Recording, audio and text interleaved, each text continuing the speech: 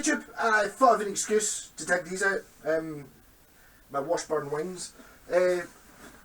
So my excuse I thought of last night before I went to bed was, oh, I could do tonewoods. Because people ask about such things, and there's an awful lot of voodoo kicking about tonewoods, especially in an electric guitar, and whether it makes any difference whatsoever. A lot of people say it's just the pickups that make a difference. So this is, I think maybe there's an element of that in assuming that the guitar is the same scale length and, you know, set up okay so it doesn't buzz and stuff like that. And you're recording like a line out from the amp. But I do think that, say, it maybe makes a difference to what you're feeling, like if it obviously not what's coming through the amp. If I'm playing it here, a certain amount of sound is coming off the guitar at me, which you will be picking up on that mic as well, even if it's a very small amount. So maybe it does make more of a difference in the situation we're listening to just now. Less so if you're playing on a stage or you're just recording it like close mics. This is, you know, there will be an element of actual acousticness coming off the guitar. So what we're doing here is, this is a 1980 Yamaki built Washburn Falcon.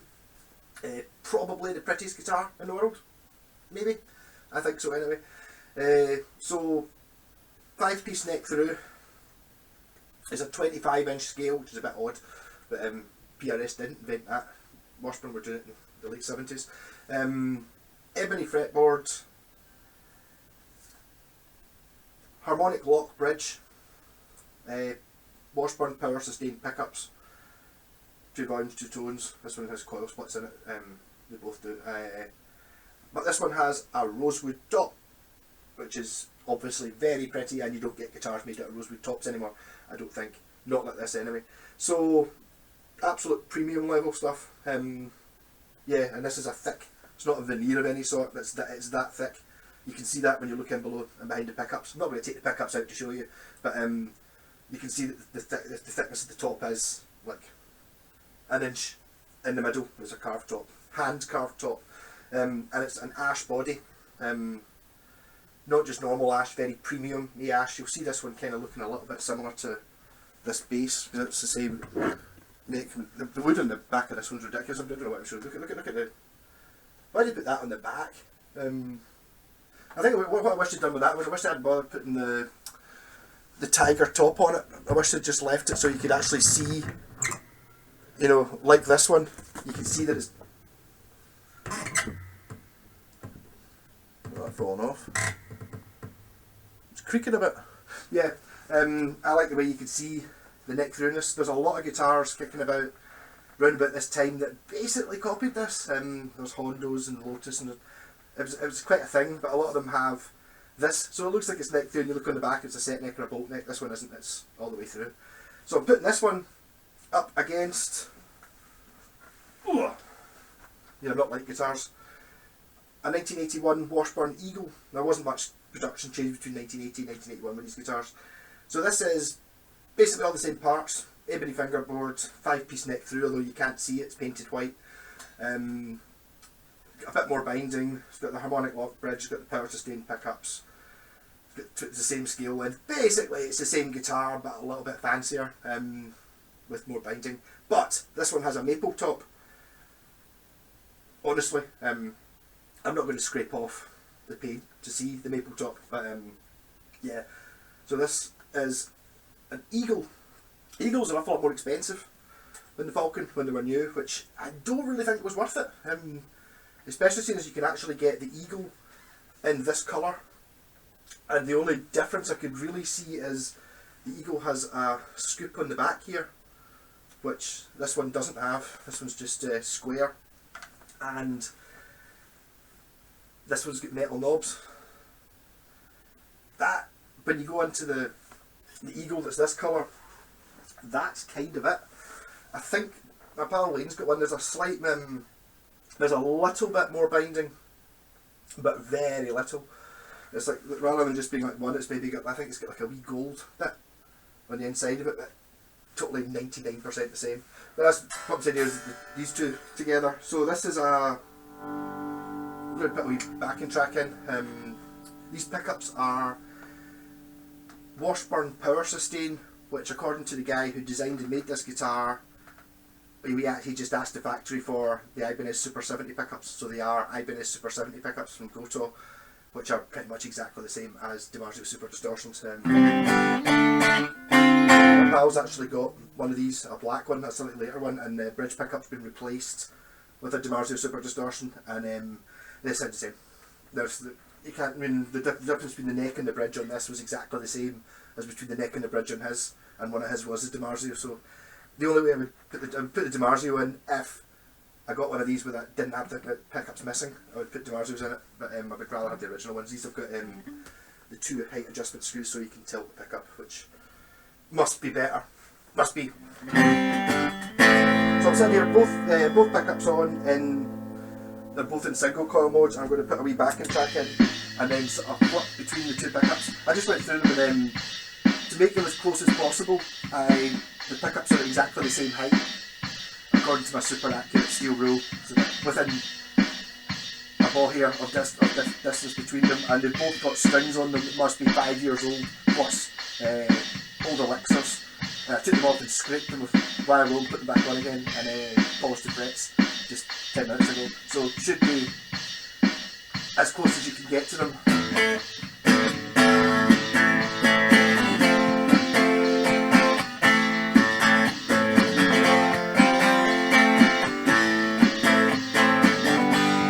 That's something good I was going to play. I never forgot what it was.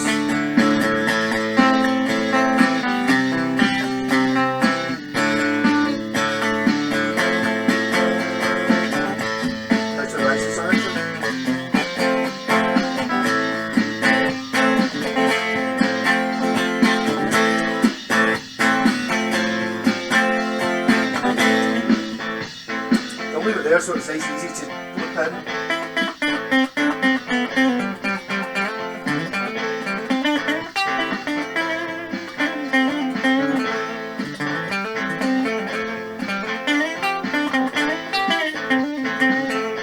Both pickups on a single coil.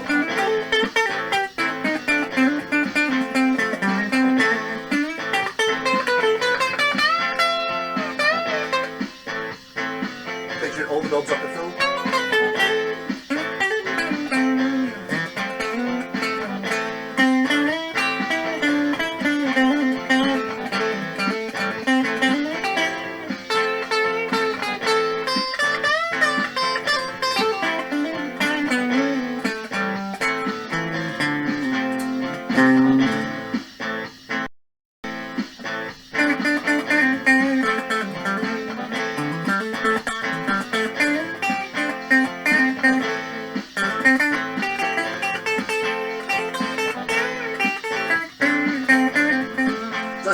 This one's in both pickups in single coil mode as well.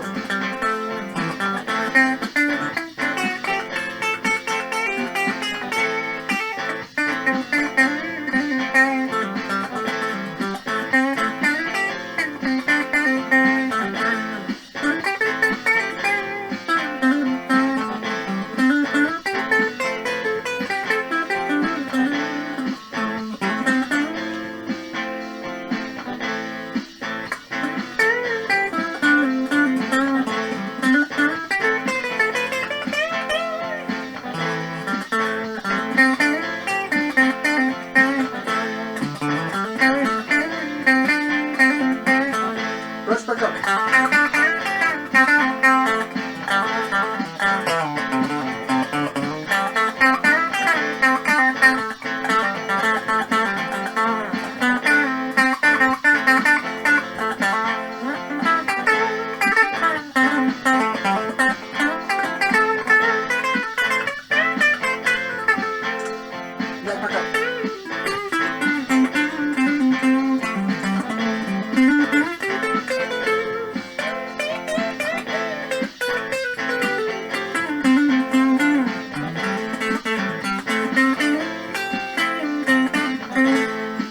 Single coil.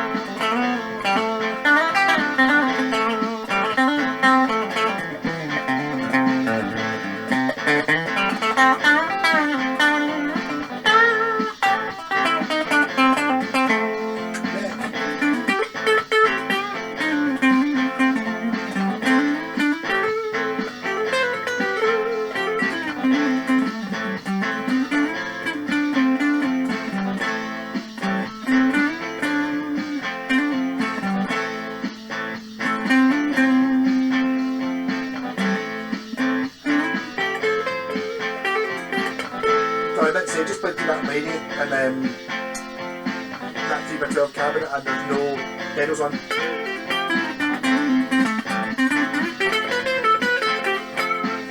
So, humbucker modes, neck humbucker.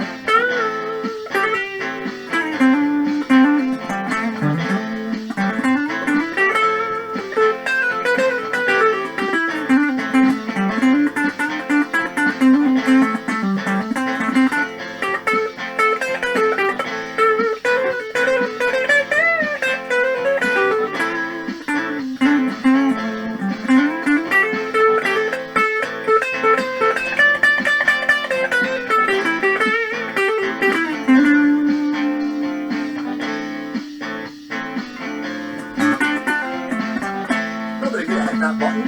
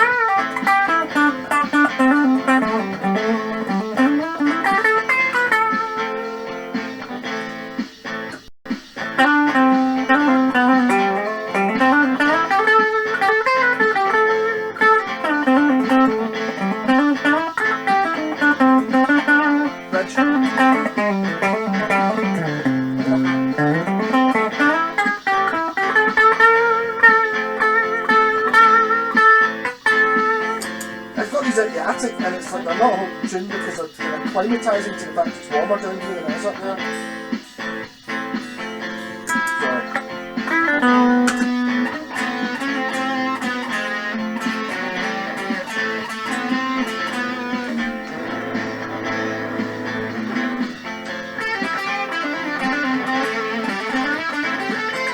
Enjoy your USB pedal on bridge pickup.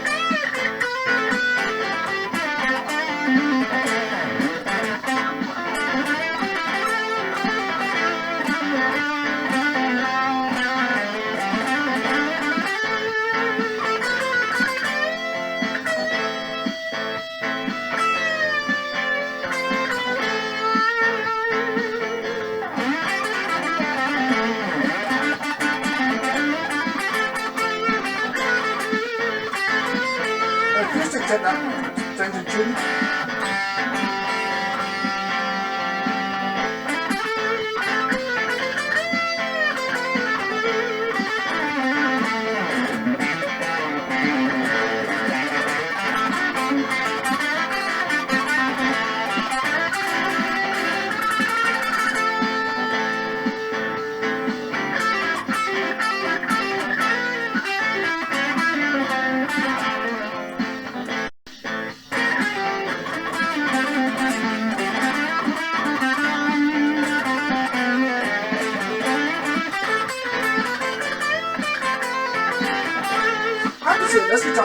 loud as the other one.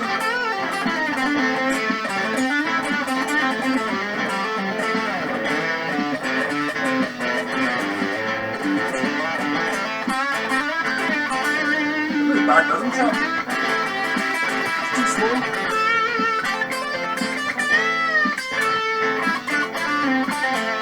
Yeah.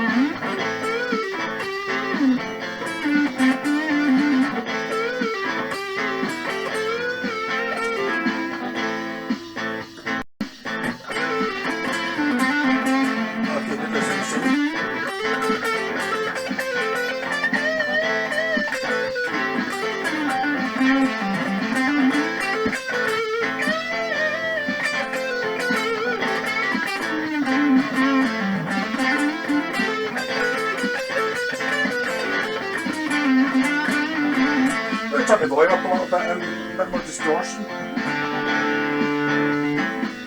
A bit lightless.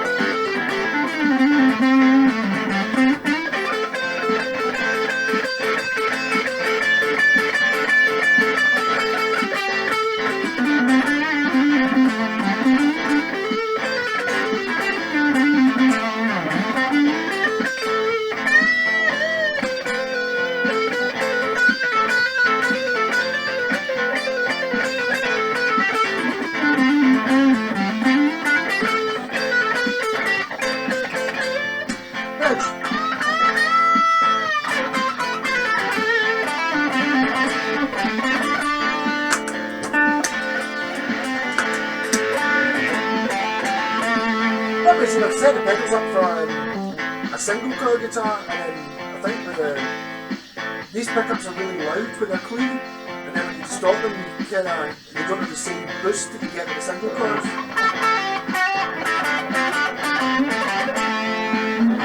So I want to try on I need to land on first pedal.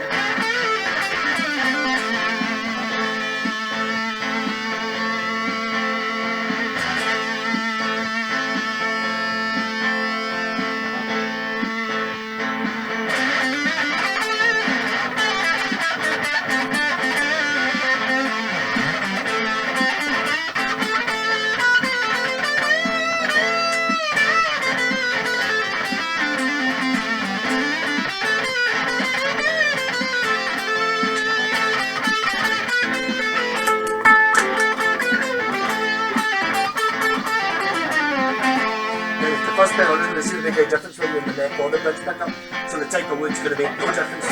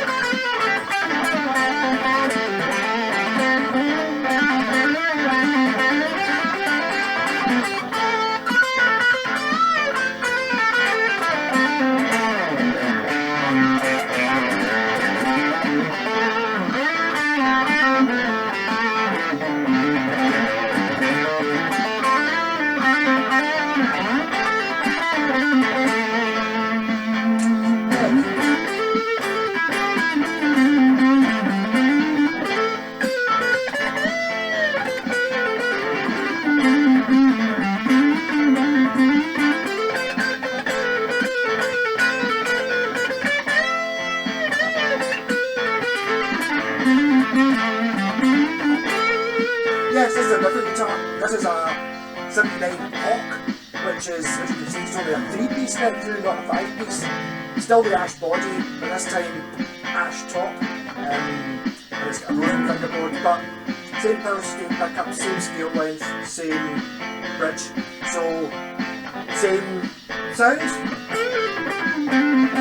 The strings on this are much newer though. The action's also a bit higher.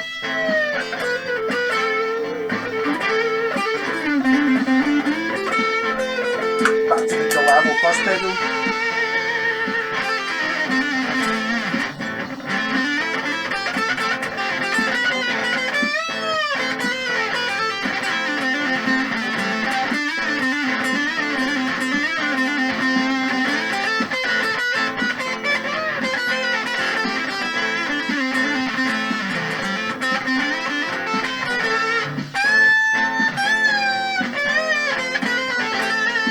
Also got a much thinner neck, a totally different neck profile, much more like a Gibson.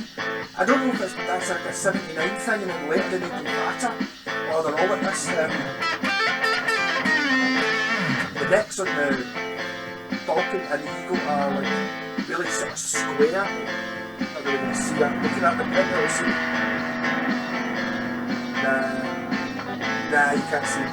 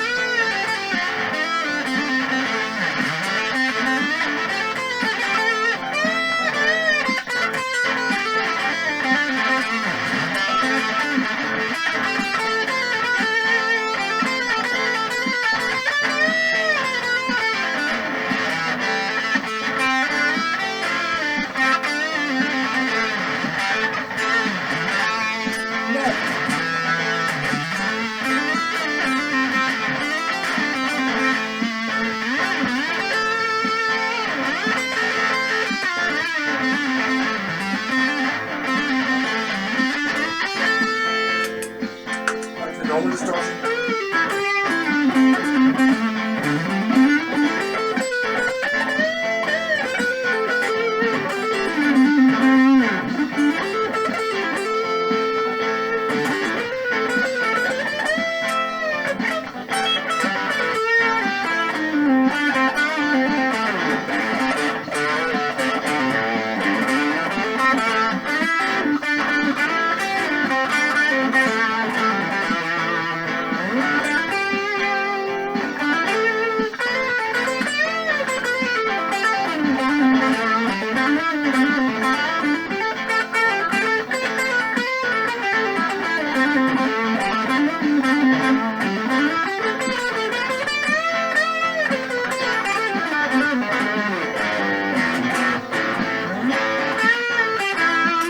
Yeah, so obviously the reason I chose this one is because this is also a washburn. Don't know the exact year of this one.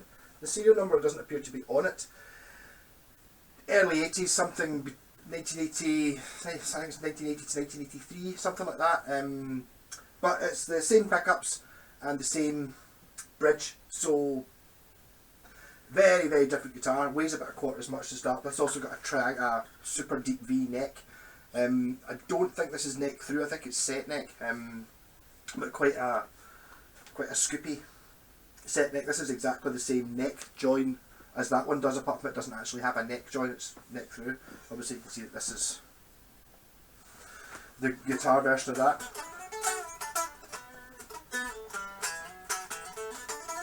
Another one of those guitars. Basically, I just wanted the excuse to bring it out. I need to use this one a bit more. This one seems to like the fuzz pedal a little bit more. I don't know whether I imagined that or not. I seem to really like it.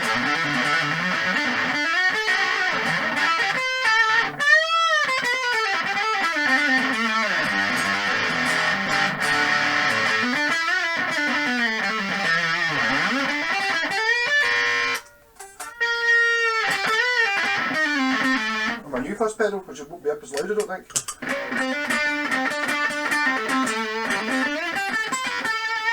Not a not loud enough.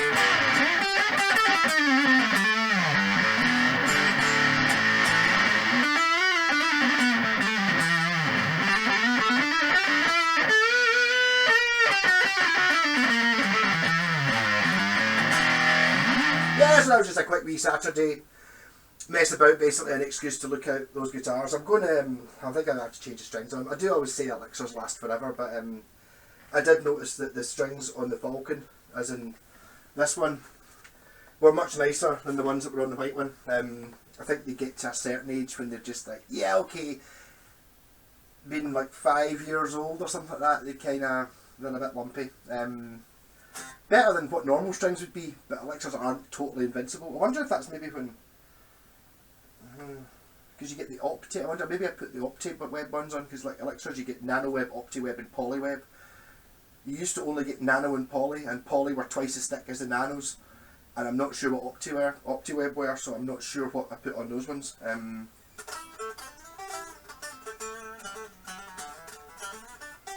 So if you like this video, if you could like and subscribe, that'd be cool. And tomorrow night I'll be doing a live stream. So I'll get a bottle of yamaki and talk rubbish as usual and see what happens. Kind of tempted to leave these guitars out maybe a little bit more.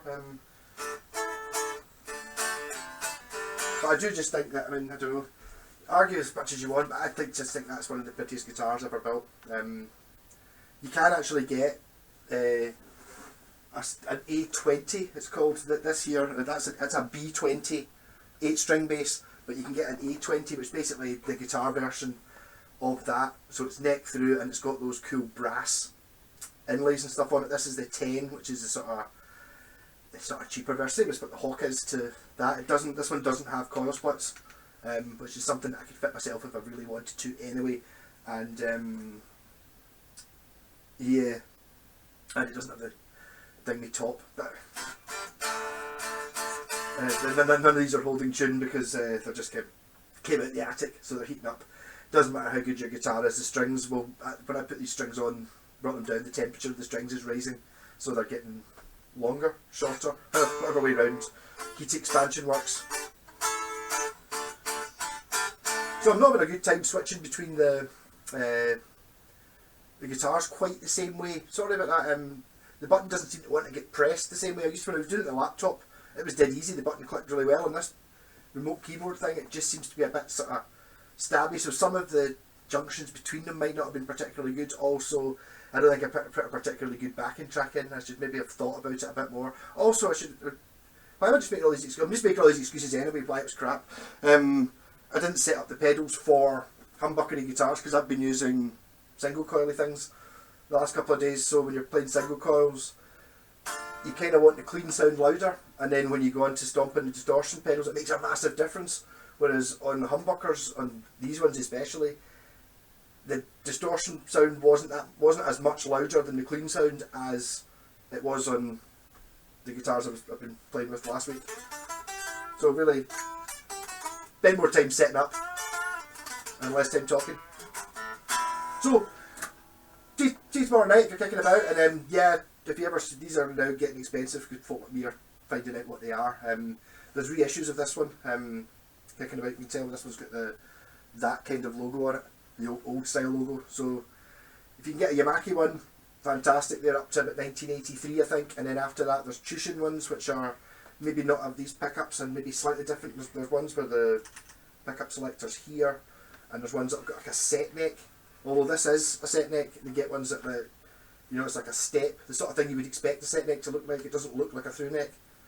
That's kind of through necky looky. There's the later on ones don't. They've got like a step there, like you would have on like a neck for Les Paul or something like that. But I'm not sure where the V neck comes in on these things. But